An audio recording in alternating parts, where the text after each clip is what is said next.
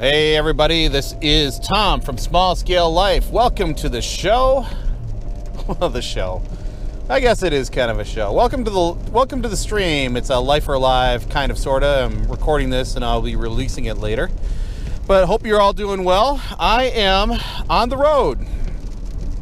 Got all my stuff done. I'm heading back to the barn. Wish it was my literal barn, but I'm working towards that. Man, my goodness. Welcome to America in 2020. I think I want a refund. I want to take it all back. Take it back. Let's start over again, please. Let's start over again, please. So, anyway, I am, looks like we're going to pass a big fire coming up here. You can see that off to the right. You can smell it already. But hope you all are doing well. It is Thursday, March 18th. Life is crazy in America. March 19th, sorry. Life is crazy in America. My goodness, we have come so far in such a short amount of time. So we have a global honey badger virus that's coming over the whole earth. A lot of crazy things are going in place. You can see it's raining today. I'm still out. People are still driving around. Safe here in my little bubble.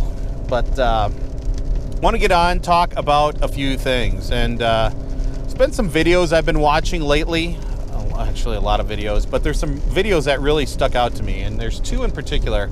Actually, three. One is from my friend Scott Hebert.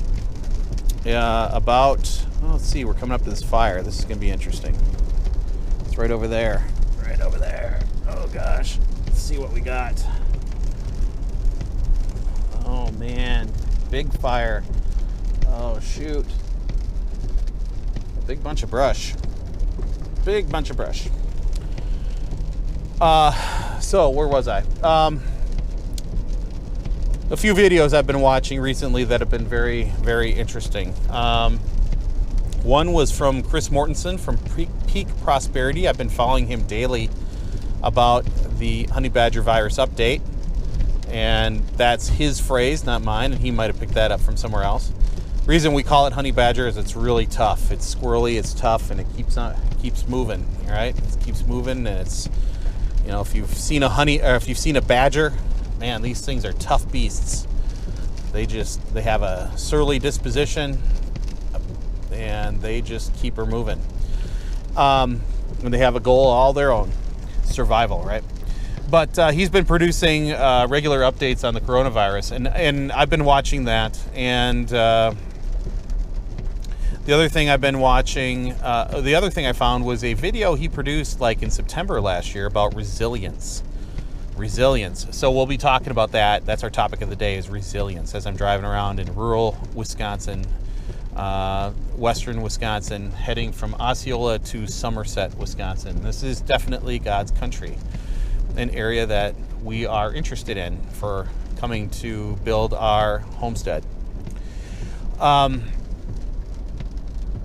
So he talked about resilience, and he talked about all the things that we talk about, and I'll get to that in just a minute. Then my friend Scott Hebert, March 11th, he produced a video about reliance and the difference between reliance and self-sufficiency, which I thought was thought-provoking. They're tied together, but they're kind of not. And he was saying that, well, they are tied together, but the resilience piece is more of a community-based sufficiency versus self-sufficiency, where I'm going to go out in the wilderness and cut a bunch of logs and build my log home. I mean, I know there was that famous guy that did it in Alaska.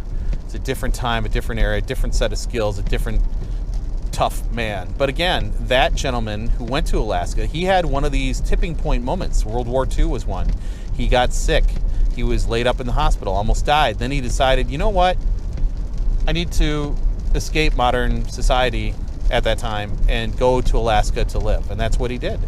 And he was there until he was like 85 or maybe even 92. And then he left, and 3 years later, he passed away.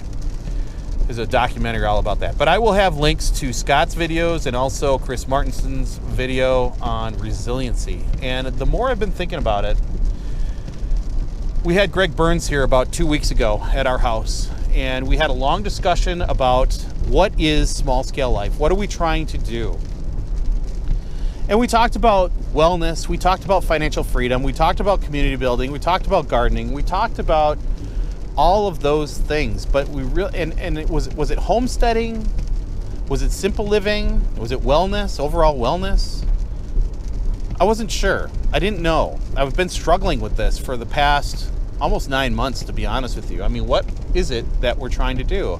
And I think the audience, you as the audience, are trying to figure out what are they talking about? Why do they keep talking about getting fit or this healthy lifestyle stuff? How does that help me as a homesteader? Or gardening, how does that help me because I just want to feel better and look better? Or community building, well, yeah, okay, I got you, this woo-woo community building stuff and have friends. Well, I got friends, we're good. Or financial freedom, well, we've got enough money coming in, we're good. Until this thing hit, right? Suddenly whole industries are shutting down, people are sitting home at work from work and not getting paid, and it's like, holy smokes, do you have an emergency fund? And they seem like totally huge topics, and they totally are. You could break each one down. You could just do community building, that's it. You could just do financial freedom, and that's it. And you could just do wellness, or you could just do gardening, like at smallscalegardening.com, my other little platform. All right, everybody, we're entering St. Croix County, so I could live here. Anywhere south of the light, where the light touches, you can live. So I can live anywhere down here. Yay! So you've got a lot of disjointed pieces, a lot of pieces that are floating around, and they don't seem to make sense until you put over the top of it. I mean, it could be homesteading, and that does seem to fit. Homesteading is a lifestyle thing. It's a way of living. It's a simple living concept. You've got to be financially free to do that, or at least, you're using your homestead to create income. It does fit. But I think a better way to describe small scale life is resilience through simple living. Resilience through simple living. We're going to go this way because I want to.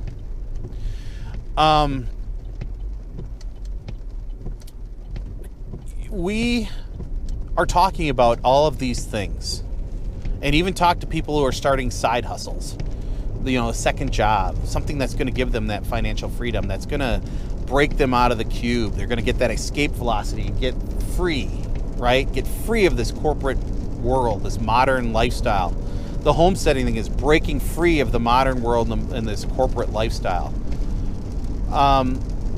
Resilience. And what is resilience? What's your definition of resilience? It's the way I picture it, the way to understand it is, if I'm resilient, I've got this toughness. I'm not fragile. The modern world is very fragile. Think about it. We get the kids up every day, we get them off to school, then we go to work to a cube farm, we work there for 8 or 9 hours, pray the boss doesn't give us assignments, or pray we don't get in trouble for yesterday's orders or work, and pray the client doesn't call and yell at us for overbilling or doing all this other stuff, or pray the product that I'm making doesn't get wrecked, or pray the house doesn't burn down, or pray that there's no accidents today because I've got to go respond to that, and it could put my life in jeopardy. I mean, all these things are coming together. And then we come home and we maybe go get something to eat somewhere. We scarf that down. We take the kids to scouts. We take them to gymnastics or hockey or baseball or soccer or football. And we're running. And the weekend comes and we're hanging out with friends. We're going to the bar. The kids are with the sitter. Or we're out at a bonfire. We're all, drinking cocktails, having a dandy old time. Wash, rinse, repeat, do it again. And that's kind of the modern consumptive lifestyle. We're just consuming everything in sight. But resilient, and we're fragile. Something happens. Oh, my job just closed. It got outsourced to China. Or our bar and restaurant just closed because we have this pandemic happening. And suddenly you're sitting there going, oh my gosh, my life just is upended. Are you resilient? Can you stand up and take a punch square in the jaw, square in the nose from life, from Murphy, and keep coming? Can you survive it? Not just you personally, but can your bank account survive it? Can your household survive it? Can you not go into flat out panic mode? I mean, there's some people who went through this process, went through what happened in the past week and a half, that had money in the bank or money in their pocket, food in their basement or in their pantry. They had some water, they had enough supplies, and they were just kind of topping off their tank wasn't empty. Their gas tank wasn't empty. They were just topping off just a little bit, and they're just kind of watching to see how things are going. They're maybe not laughing.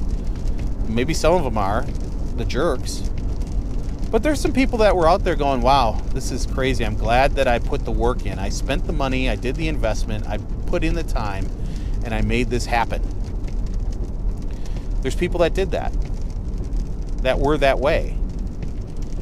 And then there's other people, the other extreme, that just went grocery shopping yesterday. Today is March 19th, and they just went grocery shopping for the first time yesterday. And they were wondering, where did the toilet paper go? Where's the rubbing alcohol? Where's the bleach? How come I can't get canned food? Where's the soup? Where's the ramen? Where did that all go? Why am I standing in a line for 20 minutes? Why do I not want that person to get close to me? Resilience. Being able to take a punch square in the face and get up and keep moving. We've got to be more resilient. For me, it's imperative that I'm not obsessed with the news. I'm watching it. I'm watching the trends. I'm watching where we're at. I'm trying to stay 2 steps ahead. I can be more resilient if I'm making decisions and staying ahead of this thing instead of being behind it. And I'm keeping my inner circle appraised. We're moving forward as a team, even though we're spread all over the country. But we're keeping each other up to speed on what's happening in our neck of the woods. And that is very useful. Nobody's panicking. We're just kind of doing the thing. We're topping off the tank. So that's where we need to be. And it's really simple living, right? I'm gardening. I'm growing my own food. I'm preserving it. I'm canning, I'm going to dehydrate, I'm going to pressure can, we're going to do this thing. This is our year. And in that regard, I came out with my garden plan a few weeks ago and I started planting accordingly. Oops, looks like I'm speeding. I started planning accordingly and planting accordingly. Well, plans changed. I've decided. I am changing and shifting. So I am now going back to the soup garden 2.0. That's growing high calorie foods that I can make into a hearty vegetable soup, and I can can that. So this is what I'm doing for 2020. I was looking at potatoes at a store recently. I was looking at it. I was thinking about my wicking beds and how much was actually produced, versus how much I put in the ground. And yes, I got a good yield. I got good yield. But it wasn't fantastic. I can do better. And I need to understand the types of potatoes. And the ones I was looking at the store, they were all determinate. I need indeterminate. If you've done a potato tower before, where you stack, you put the potato in the ground and you start putting soil on it, you keep building the soil up and it keeps growing and keeps growing and it's producing potatoes under there, but you put that potato in there and it doesn't produce that much, that's because it is a determinate potato, not a indeterminate potato. Just like there's different kinds of tomatoes, which are nightshade, there's different types of potatoes, which are nightshade. So we need to keep that in mind, and I didn't know that. I needed to do some looking in that, and I needed to find the varieties that are indeterminate. Now, I haven't bought those yet, but I will. So these are the kinds of things. We need to be more resilient, growing high-calorie foods. Yes, I could grow all the kohlrabi and eggplant I wanted. It'd be awesome. I can grow all the peppers that I wanted. I do really good with peppers now. And I've got a lot of peppers growing right now. But is that going to help me in the long run? I've got canned peppers down there and even canned pickles that nobody's eaten, nobody's touched. But the potatoes are gone. So that's the kind of stuff I need to be doing. That's the kind of stuff I need to be growing. High calorie stuff that's going to fill up your tummy, keep you going. So I've talked about the emergency budget. or the emergency fund and budgeting, these are important elements too. Can you lose your job and can you stay afloat for 3 to 6 months or maybe a year? How do you do that? What's your plan? Do you have a budget? Is it working for you? Excuse me. Getting healthy. Doing this Whole30 has been great. I'm a little nervous. Produce, I'm just watching produce and making sure I have enough produce to keep on the plan. I've got to keep going. And to do that, I'm going to need some produce. So where do I get that? How do I get that? And that's something I'm going to be keeping a very close eye on. And I need to get my rear end going on growing lettuce. Got to grow inside lettuce. So these are the things that are going through my mind now. Things are changing rapidly. Things are moving. And, got to keep ahead of the curve. And got to keep aware. Got to keep in the know. Okay, so this river that we're going over, I should actually drive down there. It looks a little sloppy. This is the Apple River we just crossed over. So that is very cool. I've done a few podcasts from the bank of the Apple River, and I don't know, folks, this just gives me great joy. And these are folks that are doing the homesteading thing. Look over there. Look at all that. Let's go in there. So you can see these are my kind of people right here. Look at that. Ugh. Look at all those raised beds. These are my kind of people. Massive, massive gardening. So, yeah. Actually, I'm going to go back and look at that Apple River. I want to see that. But this is what we're doing, and this is the purpose of Small Scale Life. Now, I know some of you are going, well, you're doing small scale gardening. Isn't that kind of the same thing? And isn't there some overlap? And yes, there are. I've been realizing that as I've been doing this process and starting up that platform again, that there is overlap between the two. And I think that's okay. Hold on, folks. Here we go. I think that's okay. Because what I'm finding with small scale gardening is that there's different folks that are starting to get really interested in gardening, and they're coming to that platform and they're going, where do I start? How do I do this? What soil mix do I use? How do I build a raised bed? How do I do this stuff? And guess what? I can help them out. I can. And maybe it's not with the Small Scale Life net. Not yet. But maybe it's with small scale gardening, and we can do that. I can work a little harder. I can do this. And I will do this because it's very important to me. This is a great call to action, everyone. This is a chance to totally reset. We can totally do this different. We can totally change the way we approach these things. And I've been thinking a lot about this. And Small Scale Life is my bigger platform, and that's where I'm going to talk about those kind of topics. Gardening is gardening. But yeah, this is my call to action is stuff that I'm doing is I want to be better. I want to be better. I want to be more resilient. I want to be able to take a punch right to the face and keep going, keep moving, and keep going for my family and for our folks. That's important to me. So, Small Scale Life is all about resilience, and we will define that. I'm going to have Scott Hebert on the show. I would like to discuss resilience with him and get his concept and his take.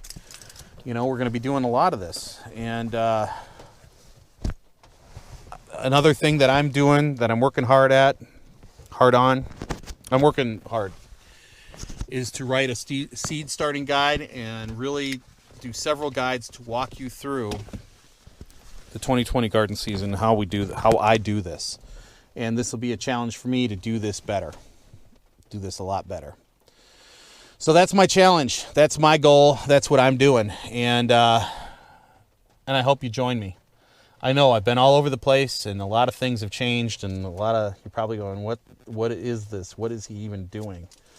But I put it all together now, and I know exactly what I'm doing. So let's do this. I know we're kind of going long here, but we've come all this way, and it's raining out. But it's important to hear it.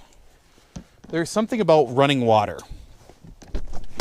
The old timers, the ancients, used to do a lot near rivers. They used to have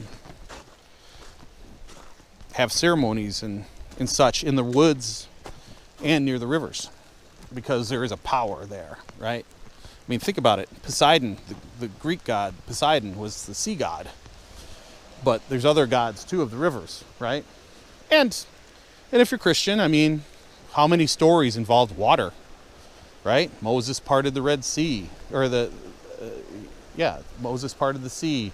Noah, the storms when Christ was in the boat. I mean, water is a part of our lives. We're made up of water, a lot of water.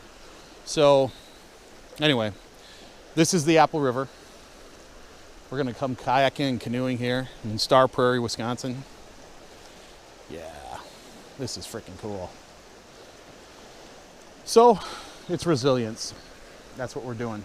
That's what we got to be now. These are tough times, and we need to be tough too. So, this is Tom from Small Scale Life.